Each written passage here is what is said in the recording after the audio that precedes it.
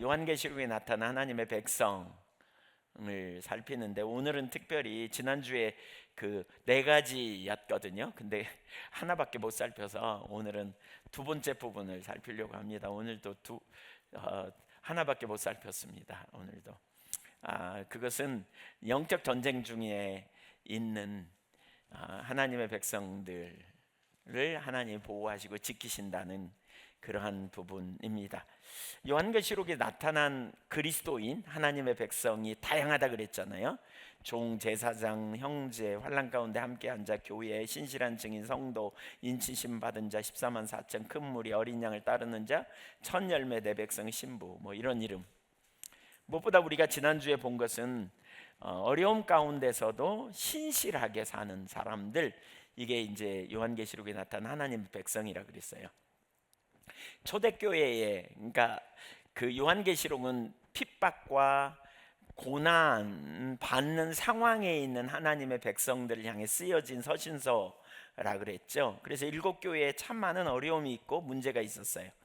근데 그럼에도 불구하고 그 가운데 참된 신앙을 어떻게 지켰는지, 이 부분들에 대한, 그들은 하나님의 계명을 지키며 예수의 증거를 가진 자들, 하나님의 계명과 예수에 대한 믿음을 지킨 자들이라고 말하고 있죠. 네, 거기 저기 추우시면 앞으로 오시면 좀 덜 괜찮습니다. 네, 자리를 옮기시느라고. 네, 구체적으로 말하면 안디바와 요한 같은 사람들, 지난주에 살폈죠.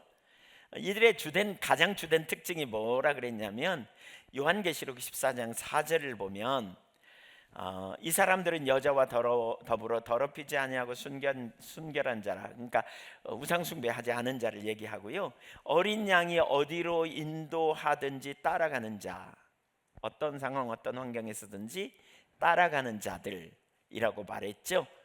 그러니까 이들이 어떤 상황 어떤 환경에서도 따라갈 수 있는 이유가 뭐냐면 예수 생명으로 살았던 자들이다, 이런 표현했죠.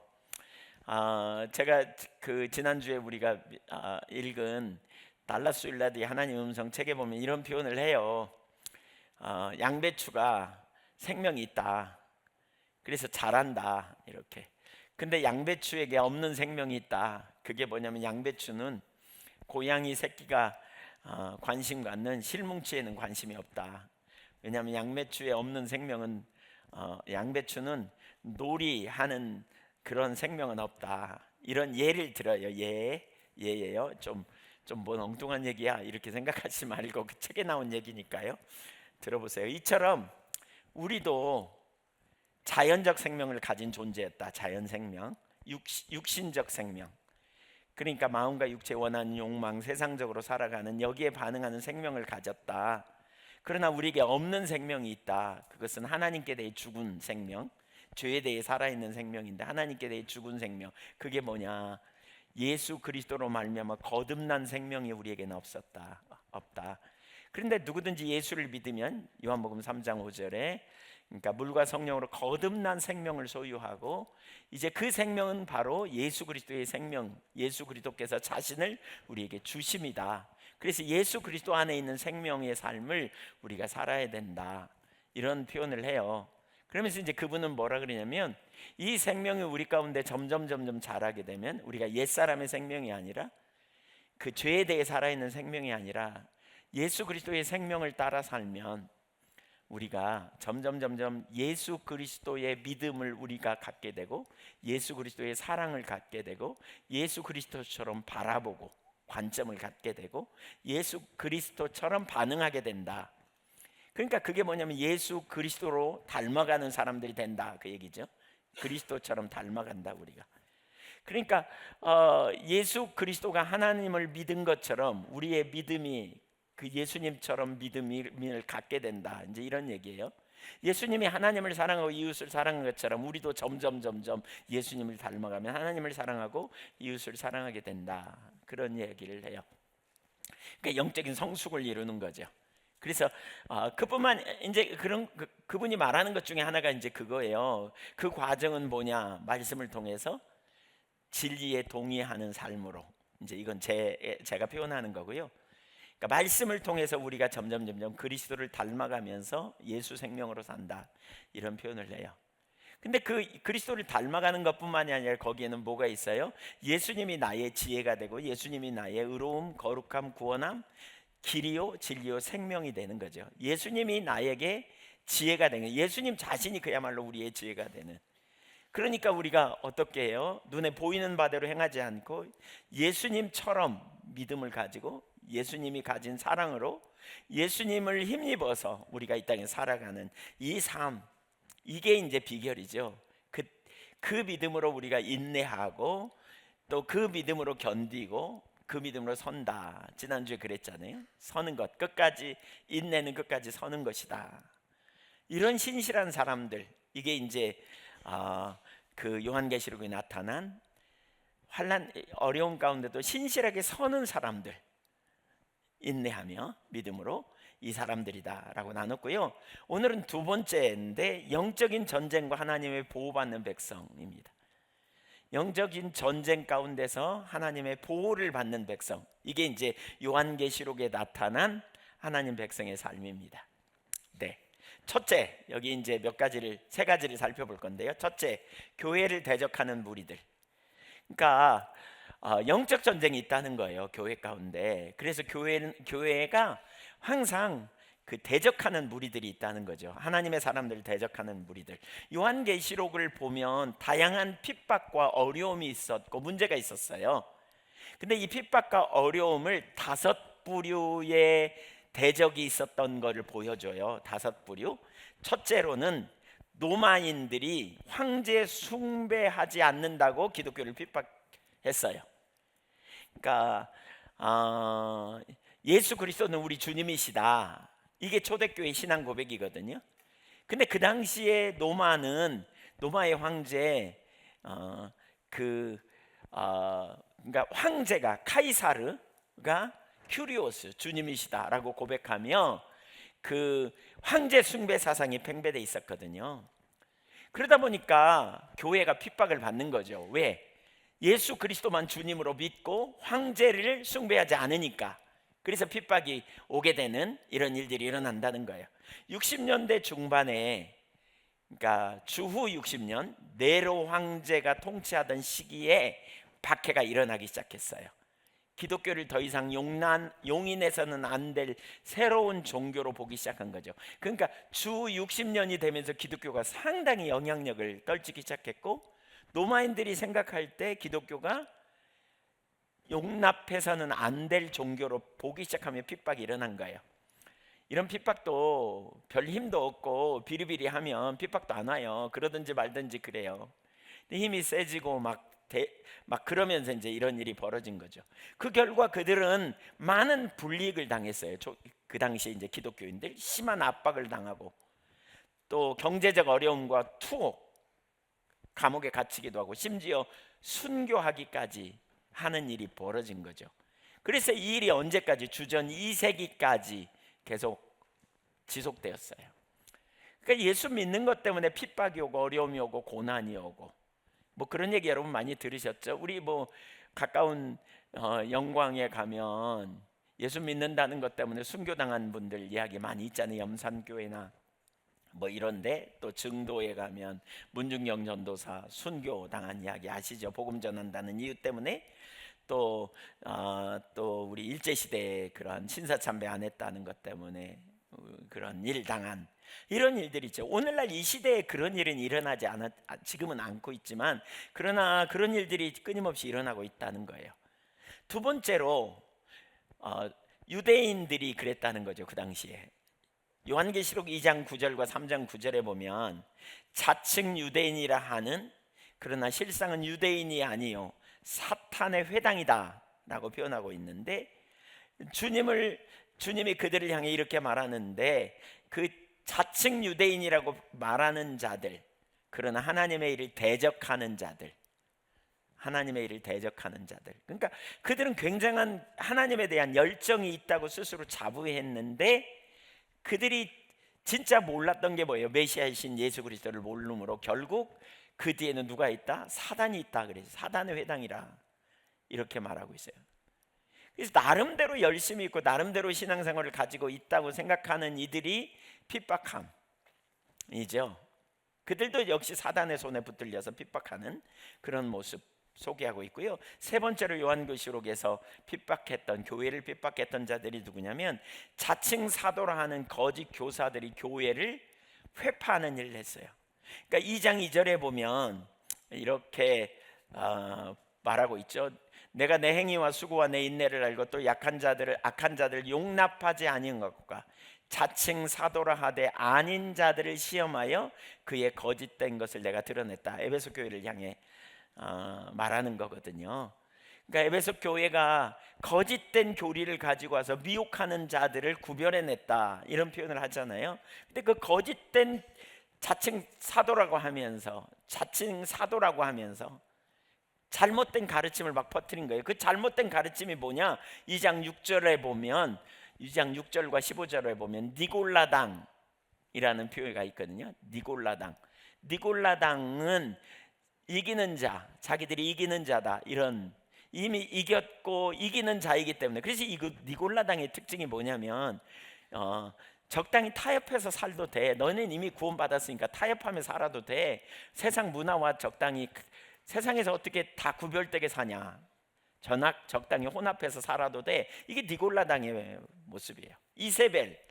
이세벨과 그 추종자들, 2장 20절부터 23절에 보면 이렇게 그 조종해가면서 살아가는 자들이라는 거예요. 그들로 인해 그 당시 교회가 타협하며 사는 일이 많이 일어났다는 거예요. 어떻게 타협했느냐? 당대의 문화 속에 내재된 이교적인 행위, 음행과 거짓 신을 숭배하는. 그러니까 그 당시에 신을 숭배하는데 뭐냐? 신을 숭배하는 자체가 음란한 행위를 하도록 이렇게 하는 그런 일들이 팽배했다는 거예요. 예. 그러면서 거기에 동참하면서도 여전히 자기들은 그런 행위를 막 했어요. 그러니까 하나님의 말씀을 지키지 아니하고 세상 문화와 동화되어 살아가도록 가르치는 이런 세력이 있었다는 거죠. 그러니까 그 당시에 사람들이 그렇게 살면서도 자기들은 믿음이 좋아, 이렇게 살아가는. 사실 오늘날에도 비슷한 부류들 꽤 적지 않아요. 네 번째, 땅에 거하는 자들, 땅에 사는 자들, 이런 표현이 요한계시록에 10번 나와요. 10번. 요한계시록 3장 10절, 6장 10절, 8장 13절, 11장 10절. 제가 다 말해도 못 받아 적으니 그래도 읽을까요? 13장 8절, 12절, 14절에 두 번 나오고요. 17장 2절, 8절 이렇게. 그러니까 땅에 속한 자들, 땅에 거하는 자들, 이들은 주로 하나님께 반항하는 자들이고요. 그들은 짐승을 예배합니다. 13장 8절, 12절, 14절 이런 데 보면. 그리고 큰 음녀, 여기 큰 성 바벨론, 큰 그 당시의 문화, 이런 부분과 간음한다, 우상 숭배와 한다, 이런 얘기예요. 그들은 그렇게 사는, 세상의 조류에 따라서 살아가는, 시대의 흐름에 따라서 적당히 땅에 속한, 땅의 법칙을 따라 살아가는. 그리고 그들은 하나님의 백성을 조롱하고 박해했습니다. 11장 10절, 6장 10절이나 11장 10절에 보면 그들은 하나님의 백성들을 조롱하고 박해하는. 그래서 그들의 이름은 하늘의 생명책에 기록되지 않은 하나님의 진노 아래 놓일 거라고 말하는. 3장 10절이나 8장 13절 이런 데 보면, 그러니까 이들이 교회를 핍박했다는 거죠. 왜 너네는 유난 떠냐, 적당히 살면 되지, 뭐 이런 부류들인 거죠. 다섯 번째로 요한계시록은 하나님과 그의 백성을 대적하는 사악한 제국에 대해서도 말해요. 그러니까 요한계시록 17장부터 19장에 보면 큰 성 바벨론이라는 표현이 나와요. 이들은 큰 음녀라고도 불려요.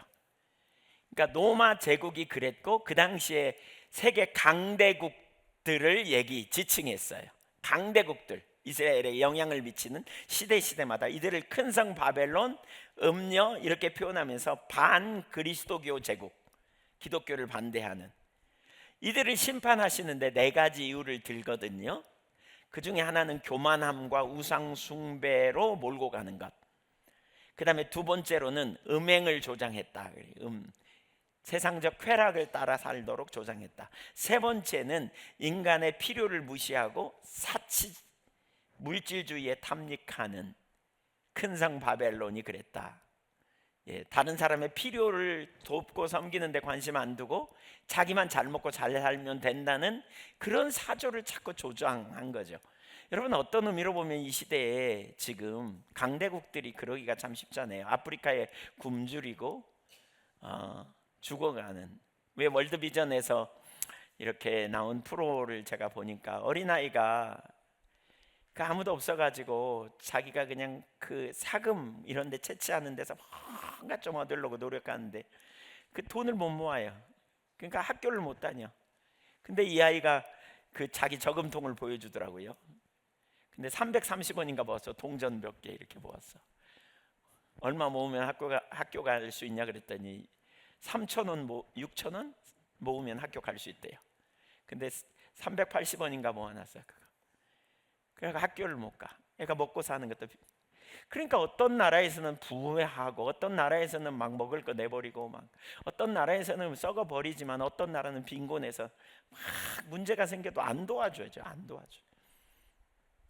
물질주의, 이런 사치하고 팽배한, 이게 큰 성 바벨론을 심판하시겠다, 이런 이유예요. 또한 네 번째로 예수 그리스도를 따르는 이들을 학대하고 죽였다는 거예요.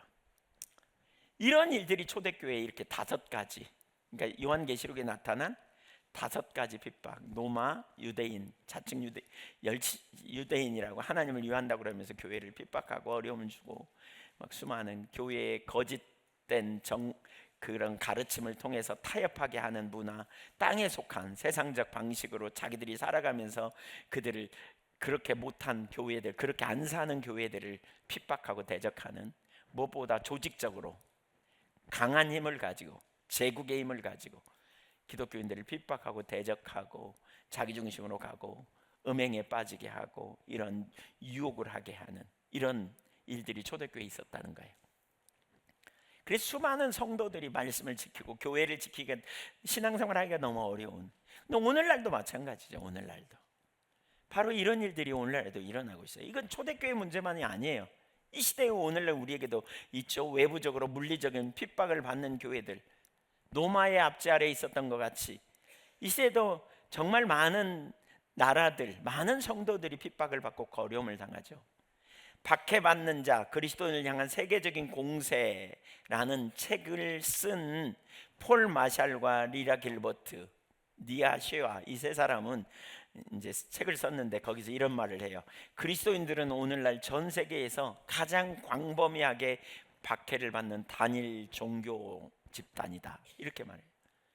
그러니까 아프리카도, 남아프리카는 좀 기독교가 더 팽배되지만 북아프리카는 완전히 무슬림이거든요. 남아프리카와 북아프리카 사이에 그 접점이 있는 곳, 에티오피아 같은 데서 어마어마하게 많은 어려움이 있고, 우간다나 이런 데 막 핍박이 있고 어려움이 어마어마하게 많이 일어나고 있죠. 지금도 수많은 사람들이 핍박받고 고난받고 죽임을 당하고. 여러분, 이거 우리나라는 지금 그렇지 않지만 우리나라도 조금만 거슬러 올라가면 일제시대에 보세요. 6.25 때 얼마나 많은 사람이 순교당하고 어려움을 당했습니까? 정치 안정을 위해서 사실 우리가 기도하고 이렇게 해야 될 영역이 있지만 그 뒤에 악한 영이 있는 거죠. 또 종교적 열심을 가장한 유대인들처럼 오늘날 교회를 미혹하는 수많은 이단들이 일어나고 있는 거죠. 자기들이 옳다고 교리적으로.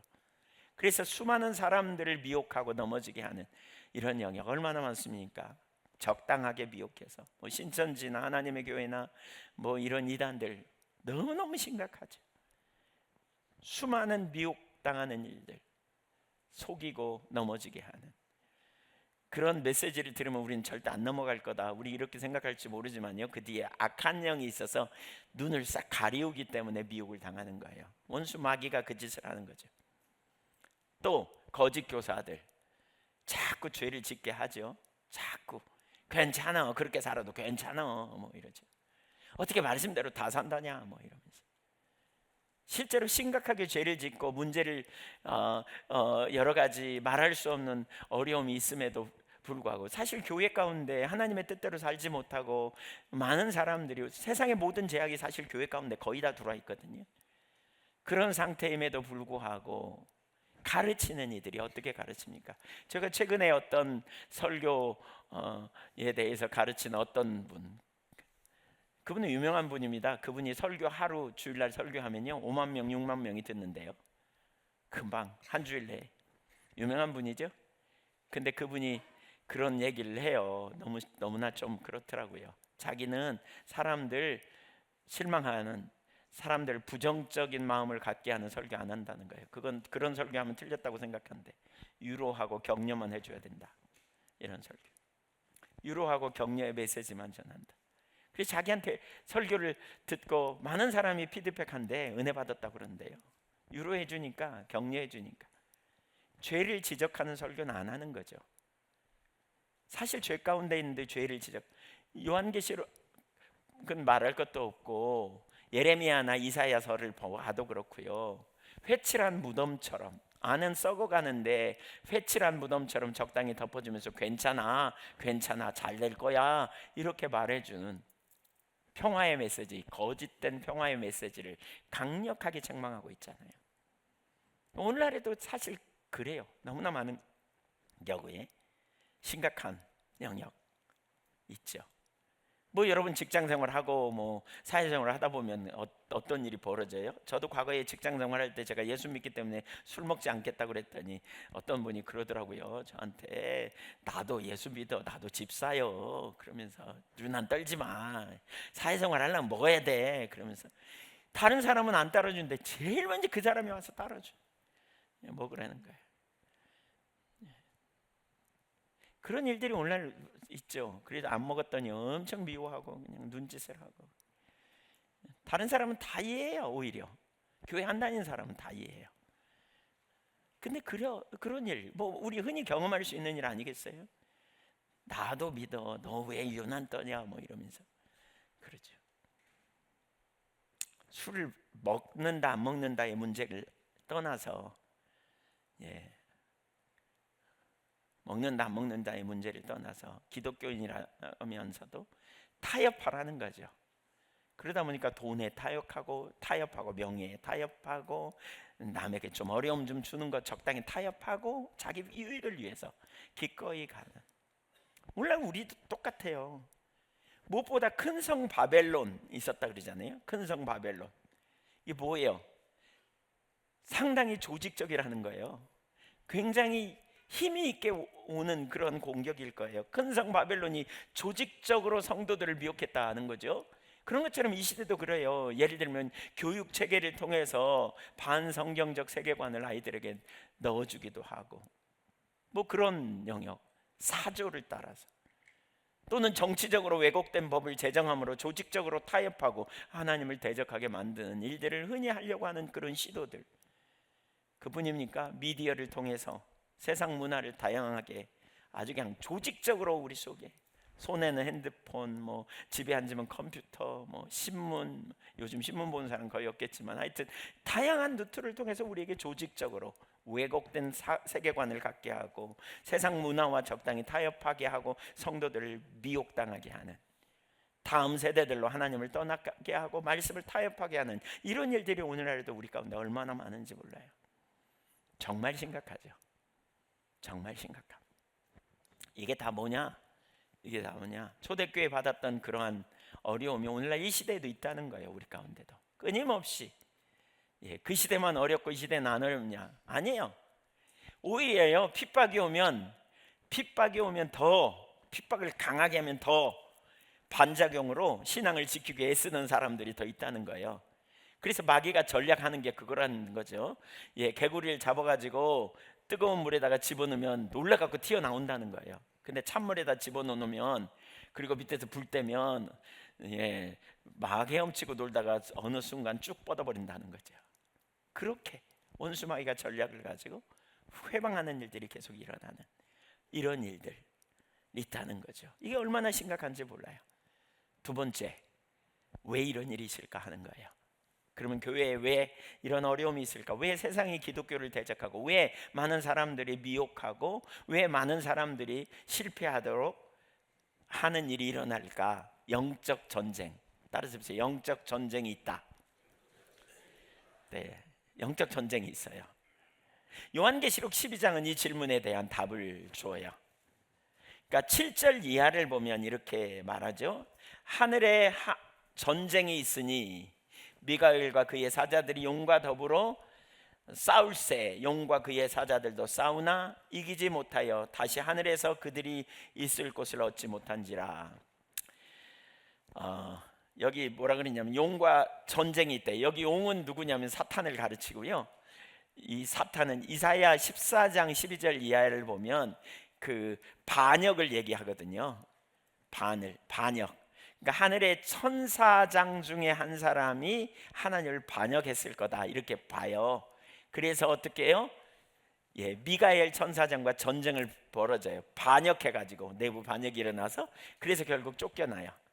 이사야 14장 12절부터 14절을 한번 읽어볼까요?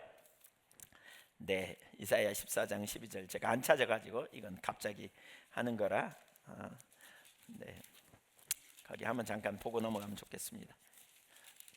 14장 12절부터 14절까지 너 아침의 아들 계명성이여 어찌 그리 하늘에서 떨어졌는고 너 열국을 엎은 자여 어찌 그리 하늘에서 어찌 그리 땅에 찍혔는고. 여기 계명성이라는 말은 예수 그리스도를 가르치기도 해요. 계명성이라는 말이. 근데 여기서는 예수 그리스도를 가르치는 게 아니고요, 하나님을 대적하는 반역하는 무리를 가르쳐요. 그래서 사단이라고 라틴어 벌게이트 역에는 그렇게 번역돼 있어요. 우리 신천지가 이거 갖고 교회를 공격할 때 그런 데잖아요. 왜 우리 찬송에 그런 거 들어보셨어요? 계명성 동쪽에 밝아. 그런 찬양 들어보셨어요? 찬송가에 그런 찬송이 있어요. 계명성 동쪽에 떠올라 그의 빛 찬란할 때 뭐 이런 찬양. 그러니까 그거 가지고 야 계명성이 사탄인데 왜 그걸 찬양하냐. 근데 거기서 말하는 계명성은 예수 그리스도를 가르쳐요. 근데 이거는 이제 사탄을 의미해요. 그리고 보세요. 13절. 그가 왜 땅에 떨어졌냐면 네가 네 마음에 이르기를 내가 하늘에 올라 하나님의 무뼈 위에 내 자리를 높이리라. 교만이 싹을 든 거예요. 자리를 지키지 못하고 자기가 교만. 하늘에 올라 무뼈는 천사를 가르친다 이렇게 표현하는데 무뼈를 위해 올라 내 자리를 높이리라. 내가 북극 지폐의 산 위에 앉으리라. 가장 높은 구름은 하나님의 영광을 가르치고요, 영광의 임재를 상징적으로 보여준다고 보고요. 가장 높은 구름, 그러니까 하나님처럼 되겠다는 거예요. 그래서 지극히 높은 이와 같아지리라 그랬다는 거예요. 15절 그러나 이제 내가 수올 곧 구덩이 맨 밑에 떨어짐을 당하리로다. 그래서 쫓겨나는 거죠. 그래서 높은 자리에 올라 내가 하나님처럼 되리라. 그래가지고 쫓겨나서 어디로 가요? 어디로? 훗날 한참 뒤에 어디에 나타나요? 하나님이 사람의 형상으로 만들 때 에덴 동산에 나타나가지고 하와에게 그렇게 말하잖아요. 너도 하나님처럼 될 수 있어 그러잖아요. 스스로 하나님처럼 될 수 있어. 선악과만 따먹어봐. 하나님 명령을 어겨서 스스로 하나님처럼 되라고 유혹하는 거예요. 그러니까 인간의 영적 전쟁의 시작이 여기서부터 시작해요. 요한계시록 12장으로 다시 돌아오면 그래서 하늘에 전쟁이 있고 쫓겨났다는 거예요. 8절에 이기지 못하여 있을 곳을 얻지 못한. 그래서 9절에 보니까 큰 용 누구예요? 사탄이죠. 내쫓기니 옛뱀 곧 마귀라고도 하고 사탄이라고도 하며 온 천하를 꿰는 자라. 그 큰 용이 누구냐? 옛뱀이 누구예요? 옛뱀. 옛날에 나타난 뱀. 어디에서 나타났어요?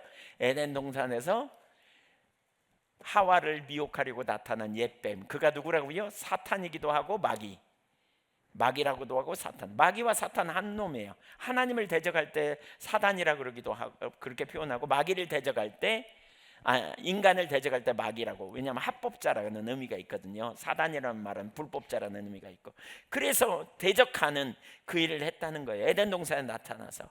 근데 뭐하냐? 온 천하를 꿰는 자라 그랬어요. 꽤. 왜 그러니까 영적 전쟁이 왜 있냐면 바로 이렇게 쫓겨난 다음에 하나님의 사람들을 미혹해요. 근데 그가 영적 전쟁을 보면 두 번에 걸쳐서 하거든요. 요한계시록 12장에 보면 1절 이하에 보니까 한 여자가 아이를 낳는다 그랬어요. 아들을 낳는다 이런 표현이 있어요. 한 여자가, 그 여자가 예수의 어머니 마리아가 아니에요. 왜냐하면 12장 17절에 보면 그 여자는 메시아인 예수 그리스도를 낳은 하나님의 백성 공동체를 상징하는 것으로 볼 수 있어요. 왜냐하면 그 여자의 나머지 자손 이런 언급이 나오거든요.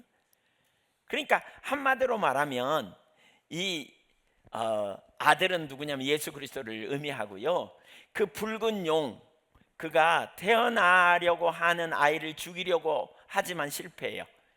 그래서 왜 2살 이하의 어린아이들을 다 죽게 만들잖아요. 헤로드 충동질해 가지고 예수님 태어났을 때. 그리고 결국 그 아이를 죽이려고 했지만 보호받고 하나님이 앉아 계신 하나님의 보호자에 올라가셨다 이렇게 말하고 있죠. 예, 그 보호자 앞으로 5절에 보니까 보호자 앞에 올라갔다. 이게 뭐예요? 예수님의 죽음과 삶과 죽음과 부활과 승천 이야기를 지금 하는 거예요. 승천 이야기.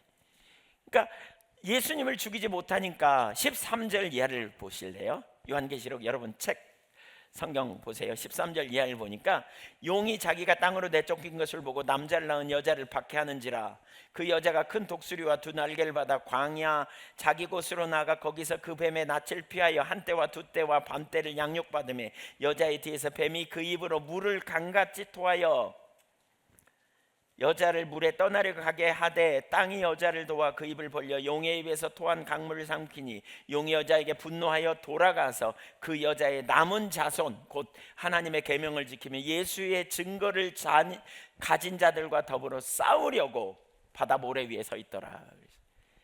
그러니까 하나님의 증거를 가진 자, 그렇죠? 계명을 지키며 신실한 그리스도인들에게 이제 말살하려고 대적하려고 한다는 거예요. 그래서 영적 전쟁이 우리에게 있다. 한번 따라서 하세요. 영적 전쟁이 있다. 이걸 우리가 염두에 둬야 돼요. 근데 영적 전쟁을 어떻게 하느냐? 마귀라는 용어는 고소인 혹은 중상자 이런 의미예요. 그러니까 중상모략하는 자, 고소하는 자, 참소하는 자, 죄지었다고 막 지적질을 하며 막 참소에 죄책감을 갖도록 막 몰아가고, 또 중상해요. 하나님 앞에 가서 이제 그 참소해 하나님 앞에 죄인입니다 막 이러면서, 그러니까 이렇게 말해요. 예를 들면 그 대표적인 구절이 어디 나오냐면 욥기 있잖아요. 욥은 동방의 의인이었잖아요. 그래서 하나님이 아주 그냥 욥을 흡족해. 근데 마귀가 어느 날 와가지고 그러는 거예요. 하나님이 욥에게 잘해주니까 그렇지 욥을 좀 시험해 보세요. 욥은 당장에 하나님 부인할 거려?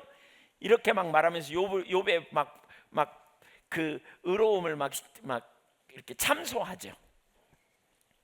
결국 그 시험을 통해서 욥이 통과하고 하나님을 경험으로 알게 되는 놀라운 역사가 있잖아요. 여러분, 욥기에서 우리가 배울 중요한 게 있어요. 시험이 와도 믿음으로 우리가 하나님께 끝까지 신뢰하고 서야 된다. 이것과 시험을 잘 통과하면, 욥기 42장 6절인가요? 내가 전에는 죽게 대하여 귀로만 들었었더니 눈으로 주를 배움나이다. 시험을 잘 통과하면 하나님을 경험으로 알게 되는 놀라운 역사가 있어요. 그래서 시험을 두려워하지 마세요. 이 모든 순간에 하나님이 지키실 거니까요. 이 마귀는 참소해요. 그래서 하나님을 의심하게 만들어. 우리 속에 자꾸 하나님을 또 돌아서게 하고, 불순종이 곧 행복을 가져다 줄 것처럼 하와를 속이는 이 모든 게 마귀의 역사예요. 영적 전쟁을 걸어와 가지고, 그러니까 마귀가 물리적으로도 하나님의 사람들을 두렵게 하고 누군가를 충동질해서 박해를 경험하게도 하고 이런 일도 하지만, 대부분의 경우는 내면 안에서 일어나는 영적 전쟁이 있음을 기억해야 돼요. 몇 가지만 좀 살펴보죠. 제가 이 부분 간단히 언급하고 넘어가려고 그랬다가 아침에 기도하는데, 오늘 아침에 갑자기 설교 본문 좀 내용을 바꿨는데요. 몇 가지를 살피면, 첫째, 몇 가지 좀 보죠. 원수 마귀의 공격 무기는 속임수예요. 속임수. 요한계시록 12장 9절 우리 좀 거기 한번 볼까요? 큰 용이 내쫓기니 그러면서 뭐요? 온 천하를 뭐 하는 자? 꿰는 자, 미혹하는 자 그 말이에요. 거짓말해서 속여서 끌고 가는 이런 일을 하는 거예요. 마귀는 거짓말장이에요. 거짓말장이. 요한복음 8장 44절을 한번 보실까요? 요한복음 8장 44절 시작. 너희는 너희 아비 마귀에게 났으니 너희 아비의 욕심대로 너희도 행하고자 하느니라. 그는 처음부터 살인한 자여 진리가 그 속에 없으므로 진리에 서지 못하고 거짓을 말할 때마다 제 것으로 말하나니 이는 거짓말장이요 거짓의. 그러니까 여기 너희는 누구냐면 여기 8장 44절에 이 구절에 너희는 유대인들을 가르쳐요. 바리새인들. 그러니까 예수님이 바리새인들에게 너희가 진리를 알아야 돼. 요한복음 8장 31절에 예수께서 자기를 믿은 유대인들에게 그렇게 말하잖아요. 너희가 내 말에 거하면 참으로 내 제자가 되고 진리를 알지니 진리가 너희를 자유롭게 하리라. 그래서 진리 가운데 너희가 서야 돼. 그랬더니 우리가 남의 종이 된 적이 없는데 뭘 그러냐 그랬더니 너희는 아니야. 너희는 마귀에게 속해가지고 너희가 편견에 빠져서 그리스도를 대적하고 하나님의 나라를 대적하는 자리에 있어. 그러면서 너희 아비에게 줄 서 있어. 너희 아비가 마귀야. 근데 마귀의 특징이 뭐냐? 진리가 없어. 항상 거짓말장이고 거짓의 아비래. 거짓의 아비라는 말은 뭐래요? 거짓의 원조. 모든 거짓말의 원조는 마귀로부터 시작됐다 그 말이에요. 마귀로부터 시작됐다. 이 대단히 무서운 얘기예요. 마귀로부터 시작됐다. 모든 거짓말의 원조는 마귀래. 마귀는 속이기 전문가예요. 그러니까 우리가 속아 넘어가도록 마귀는 자꾸 우리에게 거짓말을 던지고 그러는 거예요. 문화를 통해서, 어떤 우리의 과거의 편견을 통해서, 우리의 잘못된 어떤 사고 체계를 통해서 우리가 그러면 속아 넘어가는 거예요. 속아 넘어가는 거예요. 그럼 고통 가운데 있는 거예요. 그래서 영적 전쟁을 진리 대결이라고 그래요. 진리 대결. 따라서 보세요. 진리 대결. 진리를 붙드냐 속느냐. 제가 우리 저기 하도 특이해서 제가 자주 소개하는데 주주희 권사님 좀 말해도 되나요? 네. 이런 얘기까지 했는데 뭐 말하라고 안 할 수도 없을 것 같기도 하고. 근데 주주희 권사님이 어느 날 예한교회 오셔서 이제 완전히 초신자였어요. 제가 보기에는. 그렇죠? 네, 근데 어느 날 전화를 무슨 일로 통화하는데 아프셨대요 몸이. 제가 여러 번 나눴지만 그래서 왜 아프냐고 물어봤어요. 그랬더니 오늘 우리 아들인가 딸인가 생일이래요. 그래서 아들인가 딸인가 아들 생일이거든요. 그러셔. 그래서 생일인데 왜 아파요? 그랬더니 생일날 다 아프잖아요. 그래요. 자녀 생일날 아픈 분 손들어 보세요. 아무도 없어. 그 동네만 그런가 봐. 아픈 분 아프다는 이런 말. 예, 문정희 권사님 과거에 그러신 경험 있나 보다. 예, 문정희. 꽤 그런 말 들어보신 분이 있으시죠? 네. 자녀 생일날 부모가 아프대요. 엄마가. 그런 동네가 있나 봐. 근데 그렇게 믿어. 그렇게 살아왔어. 내내 지금까지. 그래서 제가 그게 뭐예요? 그런 게 어디 있어요? 그랬더니 다 그런데 그래요. 우리 엄마도 아프고 언니들도 아프고 동생도 아프고.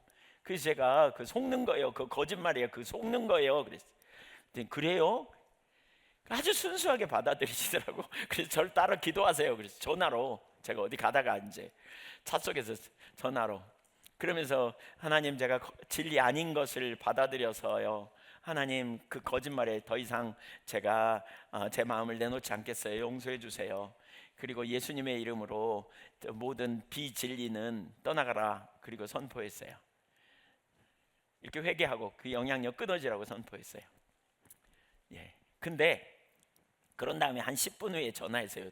제가 왜 전화했는지 몰라요. 저는 나았을 거라고 생각 안 하고 전화한 거거든요. 그렇게 갖고 나았다는 생각을 못 했어요, 제가. 그리고 전화했어요. 그랬더니 전화했더니 뭐 하시는 것 같아요. 그래서 뭐 하세요? 아프시다면서? 그랬더니 빨래예요. 그러잖아요. 아니 아프시다면서요. 기도하셨잖아요. 그래요. 하나도 안 아프대. 그때 이후로 지금까지 한 번도 안 아파. 아니, 본인 있으니까 물어보세요. 한 번도 안 아프시대. 근데 엄마랑 언니들은 여전히 아프대요. 여전히 아파.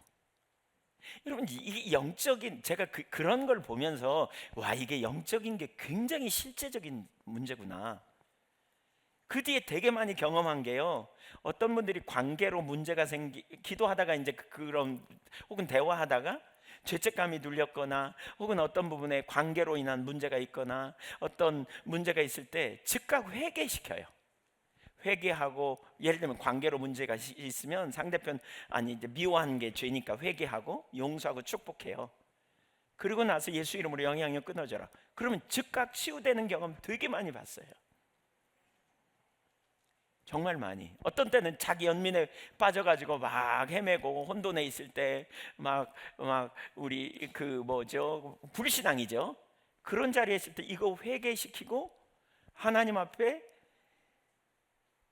그 회개한 자가 용서받았음을 선포하고, 그걸로 인한 다른 영향력들, 예를 들면 이제, 그러니까 전인 치유예요. 성경은 전인 치유를 얘기하거든요. 육신이 아프면 육신의 문제가 아니라 그 이면에 물론 그 자체로 문제가 있을 수 있지만 다른 원인이 있을 수 있음을 성경이 많이 말하잖아요. 중풍병자에게 죄사함을 받았느니라 먼저 선포하죠. 38년 된 환자에게 다시는 그런 일이 생기지 않도록 죄 짓지 말라 그러잖아요. 죄가 원인이기도 하고 여러 가지 이유가 있을 수 있어요. 그래서 뭐가 원인인지 저는 누가 기도해 달라고 하면 자꾸 물어요. 성령님 혹시 있습니까? 그러면 이제 어떤 부분 깨닫게 하시거나 대화를 통해서 뭐가 보이면 그 회개시키고 조정하면 치유되는 역사를 경험해요. 자, 여러분 한번 보세요.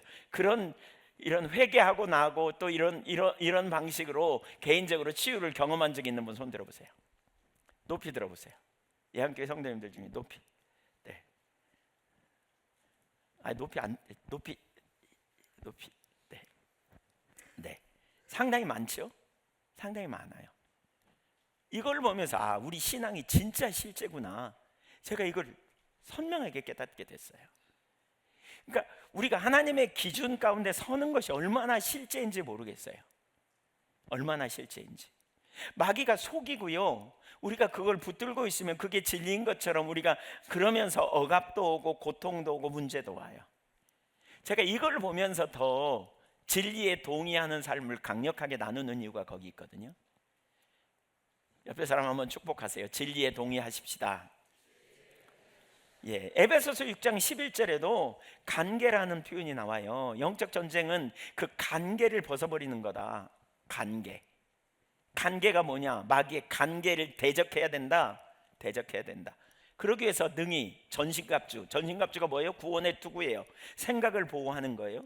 의의 흉배, 하나님이 나를 받으셨다는 감정적인 것을 받아주는 진리의 허리띠, 우리가 진리로 무장하는 거죠. 평안의 복음의 신발, 우리 구원받은 하나님의 백성의 정체성을 가리키는 거고요. 믿음의 방패를 가지고 적의 화전을 물리치는, 순간순간 오는 모든 공격을 물리치는, 이게 우리 가운데 실제가 되어져야 강력한 능력이 있어요. 진리. 그래서 말씀을 우리가 토대로 분명하게 알고 그 기초에서 회개할 것 있으면 빨리 회개하고 조정하고 하나님의 길을 따라 우리의 삶을 전환하고 쫓아갈 때 강력한 능력이 있단 말이에요. 마귀는 그걸 가지고 끊임없이 당신의 사람들을 무너뜨리는 회방을 해요. 마태복음 24장 4절 5절도 보세요. 너희가 사람의 미혹을 받지 않도록 주의하라. 많은 사람이 내 이름으로 와서 이르되 나는 그리스도라 하여 많은 사람을 미혹해. 이 속이는 거예요. 원수 마귀의 전략이에요. 마귀의 책략, 계략. 여러분 기억하십시오. 원수 마귀는 속이는 자예요. 이기는 비결이 있어요. 진리를 따라 행하는 거예요. 진리에 동의하여 나가는 거예요. 끊임없이 진리가 뭐냐, 이 자리에 우리가 가는 거예요. 진리가 뭐냐. 원수 마귀는 기회만 있으면 하나님의 사람들을 미혹하고 넘어지고 회방하게 하려고 하는 자리에 있다는 걸 인식하고요, 진리 굳게 서는 거예요. 자존심 내리고요, 고집 내리고요, 이론 내리고요, 하나님의 말씀의 토대 위에 굳건하게 서는 거예요. 반석 위에 집을 짓는 지혜로운 사람처럼. 신앙이 이론이 아니에요. 여러분, 신앙이 실제예요. 진짜 강력한 능력이 있어요. 강력한 능력이. 말씀이 우리에게 진리라니까요. 생명이라니까요. 그래서 말씀이 그러하면 거기에 우리의 전부를 걸고 가는 거예요. 두 번째로, 하나님으로부터 이러한 영적인 공격이 우리 가운데 오는데 마귀가 공격하는데 그러면 외부적인 것에서만 있냐? 아니요. 그것을 받아들이는 우리 내부의 문제가 있어요. 내부의 문제. 마귀가 그냥 우리에게 들어오는 게 아니고요, 우리 내부적으로 뭔가 미끼처럼 던져지면 우리가 무는 그 우리의 기본적인 욕구 같은 게 있는 거죠. 하나님께 드려지지 않은 삶의 영역들이 마귀가 연합해야 하는 통로가 됩니다. 에베소서 2장 2절과 3절을 한번 띄워주십시오. 거기 한번 읽어보겠습니다. 자, 그때 너희는, 언제요? 예수 믿기 이전에 너희는 그 가운데서 행하여 이 세상 풍조를 따르고, 세상의 가치관을 따라, 세상의 풍토를 따라, 세상의 방향을 따라, 세상 사람들이 좋아하는 삶의 가치, 이걸 따라. 근데 그 뒤에 누가 있냐? 공중에 권세 잡은 자가 있어요. 불순종의 아들들 가운데 역사하는 영. 그러니까 이 세상의 가치관 뒤에 원수 마귀, 공중에 권세 잡은 자가 있다는 거예요. 사람들이 추구하는 가치관 이면에. 그래서 세상의 이러한 어떤 반성경적인 이러한 사고 뒤에 원수 마귀가 체계를 이루어서 우리를 회망하려고 한다. 이걸 인식할 필요가 있고요. 3절을 보세요. 그때 우리도 다 그 가운데서, 예수 안 믿을 때 그 가운데서 우리 육체의 욕심을 따라 지났어. 그러니까 세상 체계는 우리의 욕심과 깊이 연관이 있고요, 육체와 마음에 원하는 것을 해서 다른 이들과 같이 진노의 자녀였다. 그러니까 세상의 질서, 체계, 그 이면에 뭐가 있다? 이면에 공중에 권세 잡은 자가 있다. 그리고 그것은 우리 육체와 마음과 원하는 욕망과 아주 밀접하게 관련이 있다. 그리고 그 결과는 뭐냐? 멸망이다 라고 말하는 거죠. 멸망. 야고보서 1장 15절도 한번 보세요. 야고보서 1장 15절. 욕심이 잉태한즉 죄를 낳고 죄가 장성한즉, 갑자기 죄가 오는 게 아니에요. 우리 욕심으로부터 오는 거예요. 욕심에 뭔가 재료를 넣어주면 그 욕심이 발동을 해가지고 죄를 짓고 결국 사망에 이르는. 에베소서 4장 26절과 27절도 한번 좀 올려주면 좋겠는데, 에베소 4장 26절로 27절도 보면 어떤 감정을 우리가 빨리 다스리지 않으면 그걸로 인하여서 영적인 사단의 통로가 된다는 걸 가르쳐 줘요. 에베소서 4장 26절 27절 시작. 분을 내어도 죄를 짓지 말며 해가 지도록 분을 품지 말고 마귀에게 틈을 주지 말라. 자, 분을 낼 수 있어요, 없어요? 있어요. 근데 죄를 짓지 말고 뒤끝 장렬하지 말라는 거예요. 빨리 끝내라는 거예요, 분을.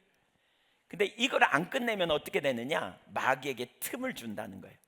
우리가 똘똘 무장돼 있어. 우리가 잘 쌓여져 있어. 원수의 공격을 잘 막아낼 수 있도록 준비됐어. 근데 성질 내면, 그게 오래가면 틈이 벌어지고 그 틈바구니로 마귀가 온다는 거예요. 우리의 삶 전체를 휘둘러 버릴 수도 있고 어려움을 줄 수도 있고. 그러니까 되게 중요해요. 제가 제 아내와 그 초창기에 상황이, 환경이 어려우니까 아무래도 힘들죠. 힘들다 보니까 다툼이 있고 막 그랬어요, 가끔. 그래서 어느 날은 제 아내는 안방에, 저는 예배당에 앉아서 책 보고 있었어요. 근데 갑자기 주님이 저에게 이런 생각이 올라와요. 저는 주님의 음성이라고 믿어요. 너네 여기 뭐하러 왔냐? 근데 여기서 저도 모르게 목회하러 왔죠. 이런 생각이 그냥 툭툭 튀어 올라왔어. 목회하러 왔죠. 근데 맨날 싸우냐? 할 말 없음. 그러면서 그 다음에 딱 어떤 이미지가 제게 딱 떠올랐거든요. 근데 마귀가 있고, 마귀를 본 건 아니에요. 근데 마귀가 있고 우리가 그 뒤에 줄 서 있다, 이런 이미지가 떠올랐어요. 깜짝 놀랐어요. 깜짝 놀랐어요. 여러분, 사람과의 관계가, 그러니까 신앙은 실제라니까요. 사람과의 관계에 적극적으로 풀어가지 않는다면 원수 마귀가 틈을 타요. 원수 마귀가 우리의 삶을 공격해요. 살다 보면 섭섭한 일 있을 수 있어요, 없어요? 있어요. 그러면 섭섭한 사람 없는 세상에서 살고 싶죠? 그러니까 나하고 안 만나고 빨리 섭섭하게 하면 다 끊어버리고 헤어져 버리고, 그러려면 저기 자연인 돼야 돼요. 근데 우리 그렇게 살 수 없단 말이에요. 그러면 어떻게 해야 돼요? 성경은 뭐라 그랬어요? 진리 가운데 우리가 적극적으로 반응해야 돼요. 그 이후부터 제 아내랑 저랑 한 번도 말다툼도 안 하고 안 다퉜을까요? 다퉜어요. 근데 문제는 이제 화해해야 되잖아요. 근데 이제 제 아내가 한마디만 하면 제가 얼마든지 화해할 자세가 돼 있는데, 제 아내가, 제가 생각할 때는 제 아내가 잘못했다고 생각하는데 제 아내는 저가 잘못했다고 생각하니까 그러고 있겠지만 서로 피차에. 근데 안 하더라고요. 그냥 저도 안 하고. 그러다가 제가 진해를 거기서 2번 물렸거든요. 진해. 근데 언제 물렸냐면 부부싸움하고 화해하지 않고 잔날 밤에만 2번 물렸어요. 아니 다른 날에도 물 수 있잖아요. 근데 그날만 물렸어요. 그래서 저는 너무 웃긴 얘기 같죠. 지금 들으면 신비적이고 이상한 것 같죠. 근데 저는 그게 개인적 체험으로 하나님이 이걸 통해서 저를 가르치는구나, 이걸 깨달았어요. 그러니까 하나님의 말씀이 진리라는 말은 우리의 삶에 실제로 적용하고 나가는 실제적인 영역인 거죠. 실제적인 영역. 우리의 연약함을 통해서 원수가 해방할 수 있다니까요. 어떤 부분에 고집이죠. 자만심, 아니 자존심이죠. 자존심. 그러니까 분을 품어도 하루에 넘기지 말고 빨리 끝내라. 그런데 이게 안 되거든요. 이게 안 돼. 혹시 그런 분 있으면 지네가 물을 지어다. 네. 예. 아니 지네 좀 잡아다가 제가 풀어드릴까요? 네. 네, 농담이고요. 사도행전 5장 3절에도 보면 아나니아와 삽비라 사건이 나오죠. 아나니아와 삽비라가 무슨 일을 합니까? 그 당시에 가난한 자를 위해서 사람들이 재산을 팔아서, 여분의 재산을 팔아서 나눠주기도 하고 그랬단 말이에요. 그러니까 사람들이 인기도 없고, 그러니까 아나니아와 삽비라도 이걸 보고 우리도 재산을 팔아 나눠주겠습니다 그랬단 말이에요. 근데 어떻게 해요? 욕심이 생겨, 팔고 나니까. 그러니까 욕심에 딱 사로잡혀 갖고 안 팔아, 아니 일부만 내줘. 그랬더니 베드로에게 가져오니까 베드로가 그런 거죠. 이게 다냐? 그랬더니 이게 답니다. 이게 답니까? 이게 답니다. 그랬죠. 그랬더니 베드로가 사도행전 5장 3절에 뭐라 그러면 보세요. 어찌하여 사탄이 네 마음에 가득하여 네가 성령을 속이고 땅값 얼마를 감추었느냐 그랬어요. 누가 있었다고요? 그 속에? 사탄. 그러면 인간적으로 생각해 보세요. 이게 지금 영적으로 해석한 거예요. 성경은 영적으로 말하고 있는 거예요. 그러면 우리가 생각해 볼 때 베드로가 사탄 때문에 그런 것 같다 그러니까 그렇다 그러지만, 우리가 생각해 볼 때는 뭐 때문에 그래요? 욕심 때문에 그래요. 욕심. 그러니까 욕심과 사탄이 결합을 한 거예요. 그러니까 우리 영적 공격은 우리 안에 내면에 뭔가를 통해서 들어온다는 사실을 우리가 배워야 되는 거예요. 이걸 가르치는 거예요. 아까 감정을 통해서, 분노라는 감정을 정리 못할 때 들어오는, 돈을 사랑함이 해결되지 않을 때 우리에게 들어오는 세상의 가치관, 이런 걸 통해서 우리에게 들어오는 안목의 정욕, 이생의 자랑, 육신의 정욕. 삼손은 특별히 이성에 되게 약했어요. 그래서 하나님의 사람으로 보냄받았지만 그가 이성에 넘어져 가지고 크게 죄를 범한. 다윗도 마찬가지죠. 이성에 연약했던 것 같아요. 그래서 성적인 죄를 범하는 것도 다 거기와도 연결되어지는 거죠. 명예의 유난이 강해요. 예를 들면 가인은 인정받는 걸 되게 좋아하는 사람 중에 한 사람이 아니었을까 싶어요. 아벨의 제사는 받고 가인의 제사는 안 받으니까 화가 났어요. 그때 예수님이, 하나님이 뭐라 그래요? 죄가 문 앞에 지금 엎드려 있다. 여기서 말하는 죄는 대문자로 볼 수 있어요. 사탄이 문 앞에 있다. 지금 너 마음을 빨리 다스려라. 시기 질투를 빨리 다스려라. 근데 자기가 인정받고 자기가 높아져야 되는데 동생이 그렇게 되니까 이걸 못 다스려. 그러니까 사탄이 그에게 작동해서 결국 들에 데려다가 쳐 죽여버려요. 사울도 마찬가지죠. 사울, 명예를 받고 싶은 사울은 천천히요 다윗은 만만히로서 이런 얘기. 근데 그가 인정받고 싶고 명예를 얻고 싶고 이런 욕망이 있었어요. 근데 사울이 높아지니까, 다윗이 높아지니까 자기가 다윗을 내버려두면 안 될 것 같아. 시기 질투가 올라와 밤새 생각하잖아요. 여러분, 근데 사울에게는 문제가 또 한 가지 있었어요. 그게 뭐냐면 상처예요. 상처. 자기 민족이 소수 민족이거든요. 그 12지파 중에 소수 지파거든요. 사사기의 어떤 사건 때문에 그 지파가 아주 소수, 베냐민 지파는 소수밖에 없어요. 약자라고 하는, 거기다가 하나님께 버림받았어. 하나님이 새로운 왕을 세운대. 거절에 이 상처가 있어. 그러니까 이게 다 통로예요. 이게 다 마귀가 그 영역 들쑤시면 그냥 금방 뒤집어져 버리는 거죠. 원수가 그런 걸 통해 공격해요. 영적 전쟁이 우리 내면의 문제를 그래서 우리가 돌아봐야 돼요. 자기를 부인하고 철저하게 영적으로 성숙되고 자라가는 일이 얼마나 중요한지 몰라요. 치유되지 않은 과거의 상처, 회개하지 않은 죄, 편견, 전통이나 세상적인 철학 사조. 베드로 예수님 어떻게 부인했어요? 베드로 속에 편견이 있었거든요.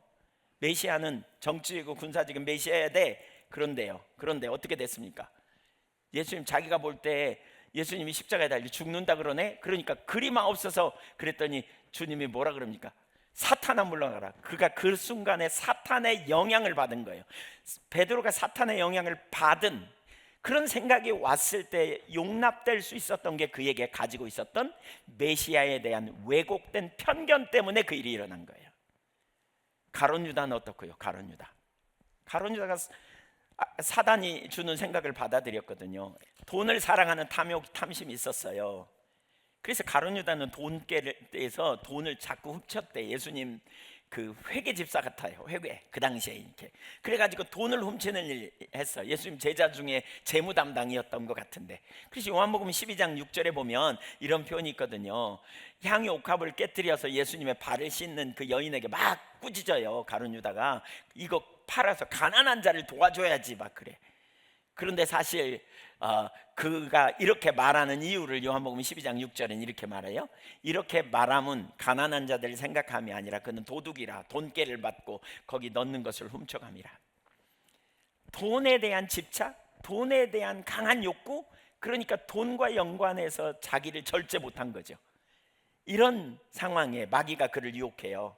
그래서 예수님 팔아 넘기는데요. 누가복음 22장 3절 4절을 보겠습니다.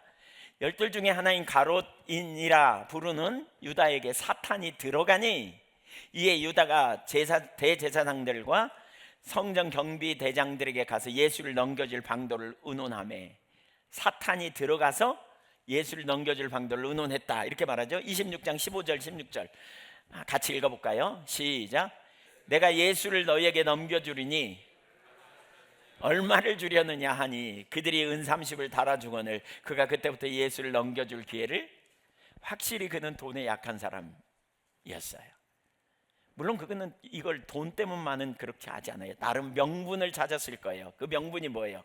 군사적이고 정치적인 메시아가 와서 자기 민족을 확 해방시킬 걸 기대했어. 근데 예수님 따라다녀 봤더니 맨날 예수님은 좋은 말씀, 정말 귀한 말씀을 주시고 병자 치유는 하는데 당국자들과 확 부딪혀야 되는데 그래서 당국자들을 쓸어버리고 로마 군대를 몰아내버리고 근데 백부장 하인 치유해주고 맨날 이런 일만 하셔.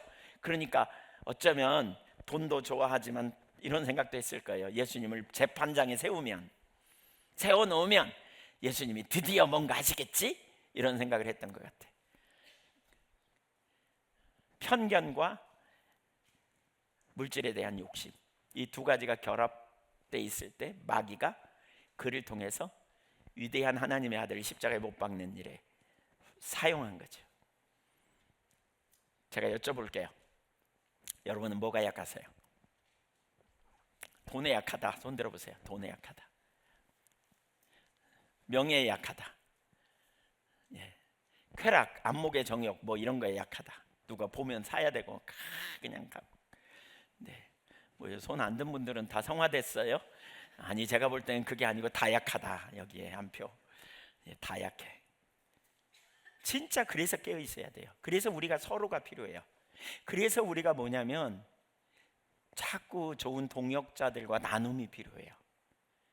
연약함이 있을 때 있는 그대로 나누면서 내가 이런 마음이 드는데 옳은지 모르겠다고, 내가 이런 생각이 드는데 옳은지 모르겠다고, 나 이런 내가 결론을 내리려고 하는데 이게 옳은지 모르겠다고 자꾸 물어봐야 돼요. 그래서 우리 모두에게는 서로 누가 필요해요? 지체가 필요해요. 독립군이 아니에요. 이런 일들이 우리 가운데 얼마나 많이 일어나는지 몰라요.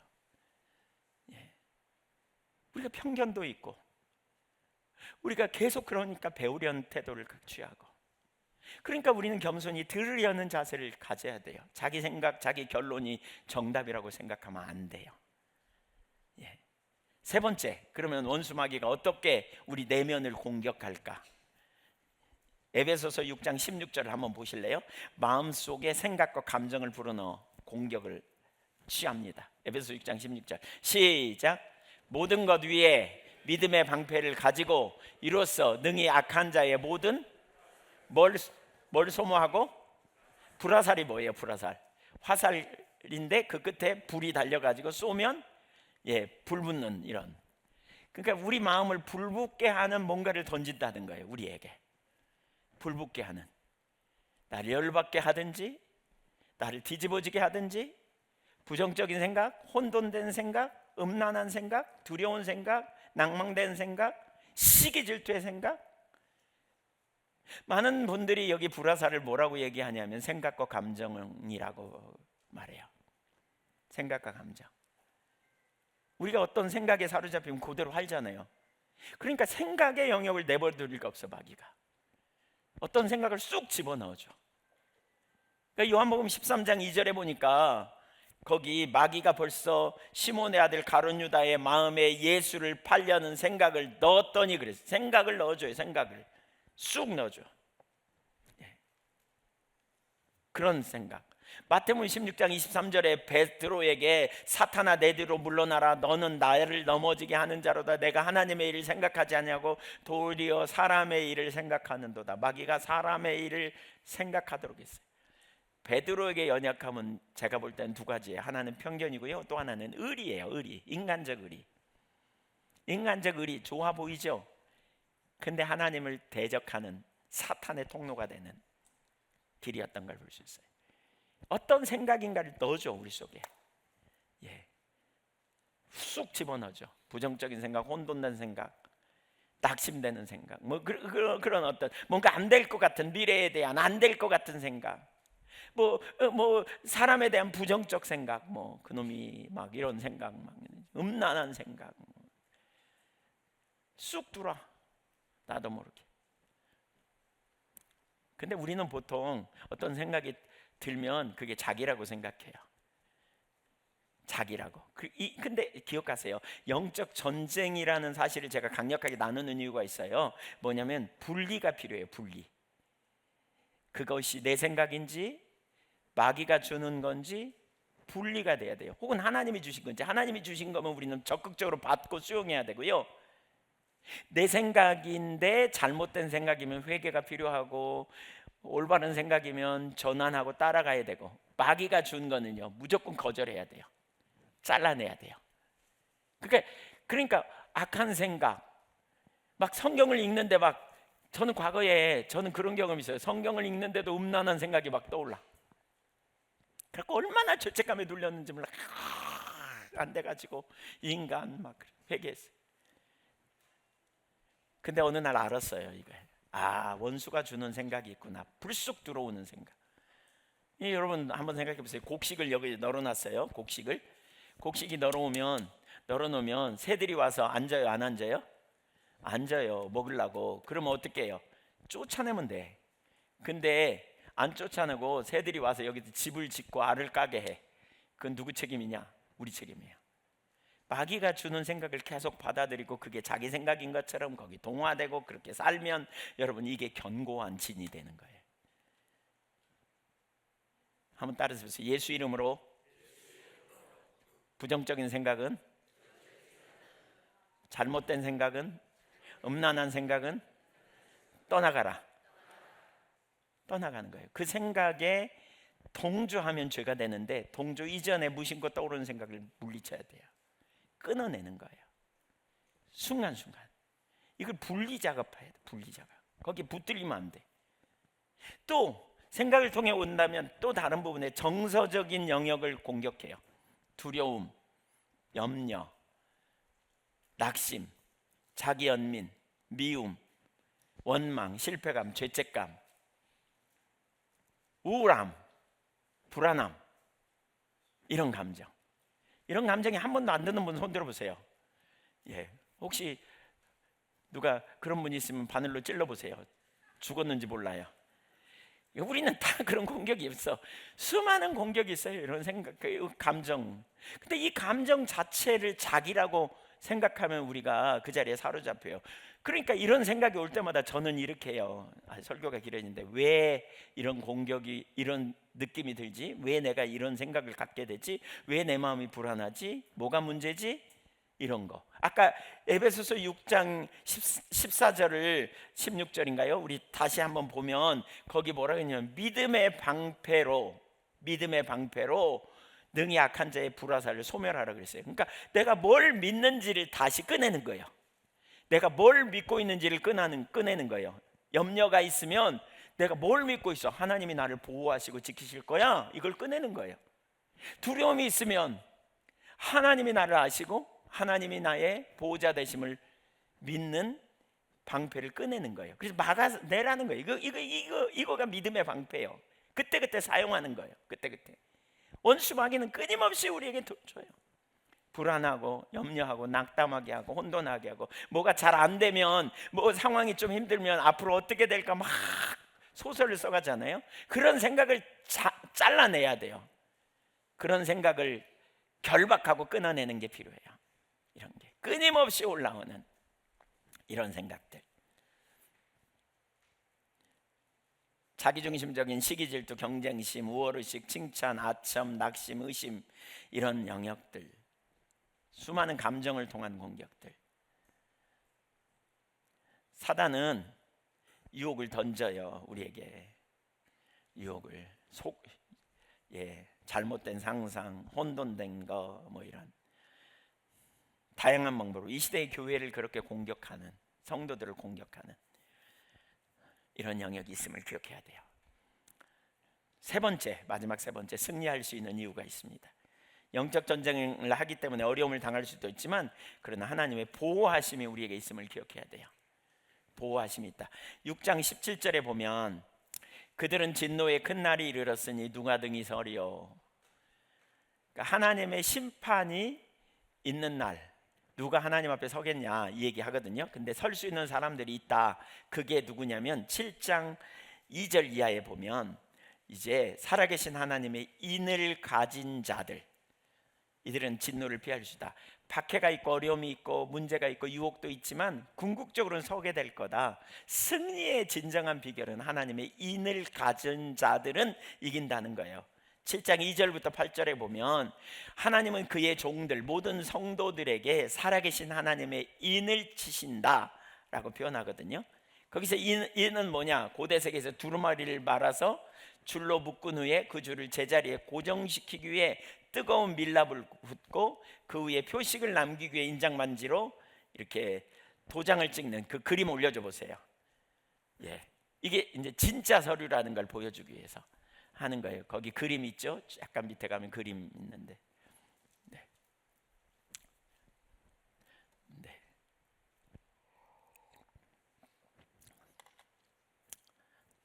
잘 모른갑습니다.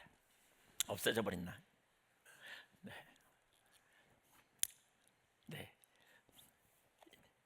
저기 있습니다. 근데 왜 희한하게 나옵니다. 안 비치게 어떻게 나와야 되는데. 두루마리 해가지고 밀랍 이렇게 뭐 촌농 떨어뜨려가지고 이렇게 하는 것처럼 우리 그런 거 하잖아요. 딱 밀봉하는. 이게 이제 진짜라는 거죠. 그러니까 하나님이 자기 종들의 이마에 인치신다는 거예요. 이게 의미하는 바가 뭐냐면, 이게 영적으로 보호받고 물리적으로 심판받을 때에 구원받을 것을 말하는. 그러니까 이것은 출애굽 당시에 애굽에 대한 이스라엘 백성이 문설주에 피를 발라서 표를 해둠으로 애굽에 대한 하나님의 심판으로부터 보호받도록 하는 것과 이렇게 연관해서 살펴볼 수 있는 거죠. 그래서 그 그레고리 빌이라고 하는 분이 요한계시록, 유명한 학자인데, 이분이 쓴 요한계시록 주석 책에 보면 여기 요한계시록 7장 2절 3절을 주석하면서 이렇게 말해요. 마귀의 세력들은 이마에 하나님의 인치심을 받은 자들을 해하는 것이 금지된다. 여기서 요한이 가장 크게 염두에 두는 것은 물리적인 안전, 아니고 사탄이나 사악한 땅의 대행자를 막론하고 신자들에게 고통을 주는 다양한 고난과 박해에서 그들의 믿음과 구원을 보호하는 것이다. 그러니까 하나님 성도들을 보호하는 것. 하나님의 백성은 이 인치심으로 말미암아 환난을 겪을 때 믿음으로 반응할 수 있고, 그리하여 환난은 오히려 그들의 믿음을 강화시키는 도구가 된다.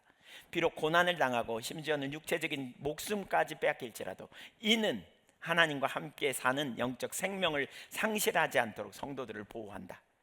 이것이 인이 성도들에게 오직 자신만이 가지고 계신 영생을 나누어 주시는 살아계신 하나님의 인으로 불리는 이유다. 이는 어린 양이 자신들을 대신해 사망을 패배시키신 것을 믿는 자들에게 진노로부터 보호를 보장해 주는 것이다. 하나님의 소유권, 하나님의 보호하심, 이걸 분명히 알려주는. 그러면 이 인이 뭐냐, 도대체 인이 뭐냐, 뭐 하나님이 우리 이마에 도장 찍냐, 뭐냐, 이제 이렇게 생각할 수 있는데요. 바울 서신서에 보면 이 인은 곧 성령이에요. 성령 주심. 고린도후서 1장 21절 22절 그가 또한 우리에게 인치시고 보증으로 우리 마음에 성령을 주셨느니라. 예.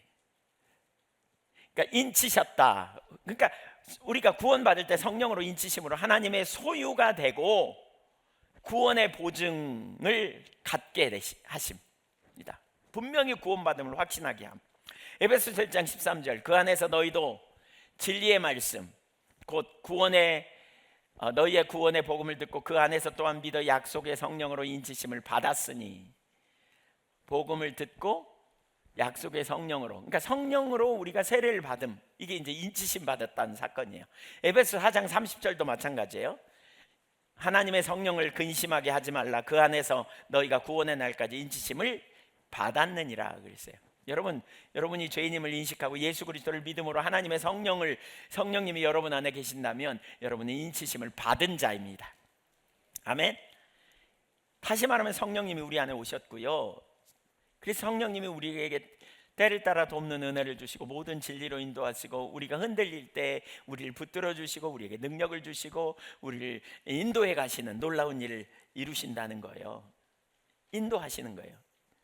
예.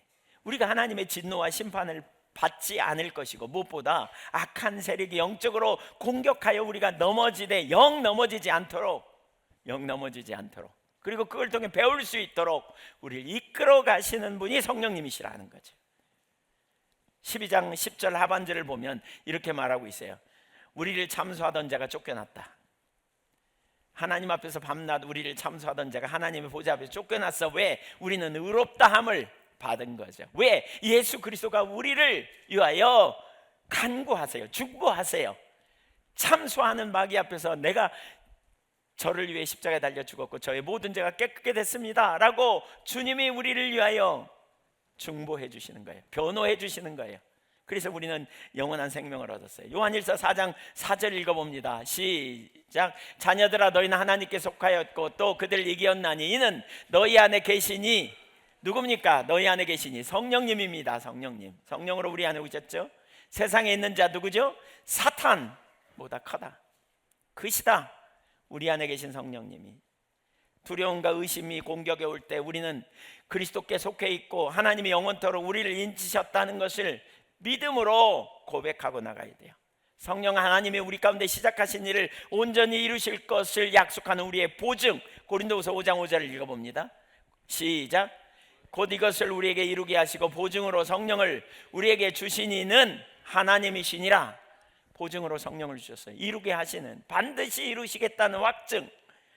에베소서 1장 14절 시작. 이는 우리의 기업의 보증이 되사 그 얻으신 것을 속량하시고 그의 영광을 찬송하게 하려 하심이라. 성령님은요 성도들을 날마다 새롭게 하세요. 고린도후서 3장 18절에도 4장 16절에도 에베소서 3장 16절에도 날마다 우리를 새롭게 해주세요. 성령님은 그뿐만이 아니에요. 말할 수 없는 탄식으로 성도를 위해 간구하신대요. 로마서 8장 26절 27절에 말할 수 없는 탄식으로 우리를 위해 간구해 주시는 분. 예, 내 안에 사느니 예수 그리스도니 나의 죽음도 유익하다. 왜? 나의 왕, 나의 힘, 나의 검, 나의 생명, 나를 진리로 인도하시는 분, 고아처럼 버려두지 않기 위해 우리 안에 오셔서 영원히 우리를 돌보시는 분, 순간순간 깨닫게 하시는 분. 그래서 우리가 할 일이 있어요. 뭐합니까? 바로 우리를 온전케 하신 성령을 보는 거예요. 그분의 음성을 듣는 거예요. 순간순간 환난이 있고 어려움이 있고 위기가 오고 영적 공격이 있을 때 우리 주님을 의지하는 거예요. 빌립보서 1장 6절에 보면 이렇게 표현합니다. 너희 안에서 착한 일을 시작하시니가 그리스도 예수의 날까지 이루실 줄 우리가 확신하노라. 우리는 승리하도록 부름을 받았어요. 우리는 주님이 이미 이겨놓으셨어요. 우리는 우리 주 예수 그리스도의 놀라운 은혜로 구원받았어요. 그래서 요한계시록 12장 11절에 어린 양의 피와 자기들의 증언한 말씀을 힘입어서 그 악한 영을 이겨냈다는 거예요. 악한 영을 이겨냈어요. 예. 그를 이겼어요. 사단을 이겼어요. 그래서 마침내 어떻게 해요? 죽기까지 순종하는 삶으로 살 수 있게 됐다. 왜?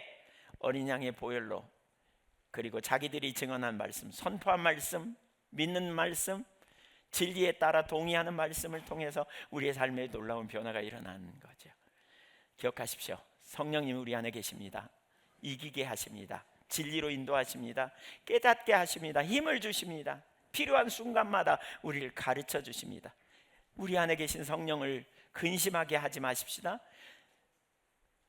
어려운 순간마다, 위기의 순간마다 우리가 믿음으로 주님 바라보고 주님 안에 승리하는 저와 여러분이, 그분의 음성을 듣고 순종하고 따라가는 저와 여러분이 되기를 간절히 소망합니다. 예, 얼마나 놀라운 능력인지 모르겠습니다. 예, 같이 기도하겠습니다. 기도하겠습니다. 눈을 높이 들으십시오. 영광의 주님을 믿음으로 바라보십시오. 내 안에 사시는 우리 주 예수 그리스도, 생명의 주님을 믿음으로 바라보십시오. 영적 전쟁에 지금 어려움이 있고 갈등이 있고 고민이 있고 상습적으로 내줘서 우울하고 마음이 낙심되고 자기가 아무것도 없는 것처럼 느껴지고 자기는 정말 내놓을 게 한 개도 없는 사람처럼 느껴지고 그런 일들이, 그런 생각이 들 수 있습니다. 다 이해합니다. 저도 그랬고 믿음의 선진들도 그랬고 여기 있는 많은 분들이 그런 느낌도 가졌을 겁니다. 그러나 우리가 담대할 수 있는 이유가 있습니다. 왜냐하면 우리 주님이 능히 이기셨기 때문에 그렇습니다. 우리 주님이 능히 이기게 하실 것을 알기 때문에 그렇습니다. 이 시간 마음을 활짝 열고 주님께 나가십시오. 하나님, 제가 영적인 공격이 있고 하나님 전쟁의 가운데 있는 것을 깨닫습니다. 그게 전쟁인 줄 몰랐는데, 그래서 내가 진리에 동의하지 못했는데 지금 그렇게 살았는데 이제 그렇게 안 살겠습니다. 주의 길을 따라가겠습니다. 독불장군처럼 혼자 가지 않겠습니다. 함께 나누고 함께 가기를 원합니다. 내 안에 계신 성령님 제게 말씀해 주세요. 새 힘을 부어주세요. 인도해 주세요. 이렇게 우리가 고백하며 좀 기도하는 시간 갖겠습니다.